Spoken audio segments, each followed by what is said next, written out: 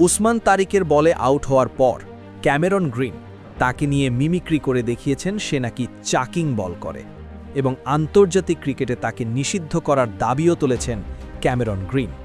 আর এরপর থেকেই উসমান তারিককে নিয়ে রীতিমতো রোষানলে ফেলে দিয়েছে ভারতীয়রা। ভারতীয়রা টি-20 বিশ্বকাপের আগেই উসমান তারিকের নিষেধাজ্ঞা চাচ্ছে। ভারতীয়দের দাবি এই উসমান তারিক যেন ভারতের বিপক্ষে কোনোভাবেই খেলতে না পারে। তাহলে কি ভারতীয়রা ভয় পেয়েছে?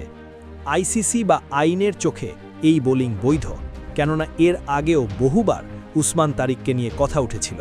নানা পরীক্ষা প্রতীক্ষা প্রতিকূল পরিবেশ পার হয়েই তিনি আন্তর্জাতিক ক্রিকেটে এই অ্যাকশনে বৈধতা পেয়েছেন। শুধু যে তার বোলিং অ্যাকশনই অদ্ভুত এমনটা কিন্তু নয়। ভারতের জাসপ্রীত বুমরাকেই দেখুন, যে তার অদ্ভুত অ্যাকশনের জন্য আজ তিনি পুরো বিশ্বে জনপ্রিয়।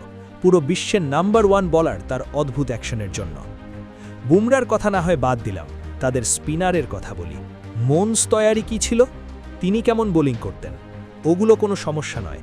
সমস্যা হচ্ছে উসমান তারিক যখন আন্তর্জাতিক ক্রিকেটে ভালো করছে, আইএল টি-20তে ভালো করে এসছে, এখন ভারতের বিপক্ষে ভালো করবে বা ভারত তাকে খেলতে পারবে না, এমন একটা ভয় থেকেই ভারতীয় সমর্থকরা বা ভারতীয় কিছু ক্রিকেট বিশ্লেষকরা তাকে নিষিদ্ধ করার দাবি জানাচ্ছে। অথচ যার বোলিং আইনের চোখে বৈধ এবং এমন অ্যাকশন ক্রিকেটে স্বাভাবিক, কারণ ক্রিকেটে অদ্ভুত অ্যাকশন বা মিস্ট্রি বোলারের অভাব নেই। উসমান তারিক এমন একজন বলার তৈরি হয়েছেন যার বল খেলতে গেলে প্রত্যেকটা মুহূর্তেই ব্যাটসম্যানকে চরম বিভ্রান্তিতে পড়তে হয়। মনে হচ্ছে নেটওয়ার্ক চলে গেছে, বল থেমে গেছে, আবার হুট করেই ডেলিভারি করেন। বিশেষটি সত্যিই দুর্দান্ত এবং ব্যাটসম্যানদের জন্য এটা সত্যিই মারাত্মক হতে যাচ্ছে।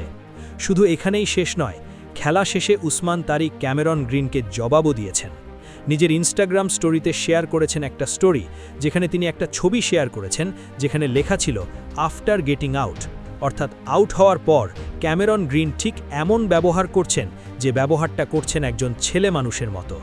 খেলতে না পারলে বা নাচতে না জানলে উঠান বাঁকা, এমন একটা অভিযোগ।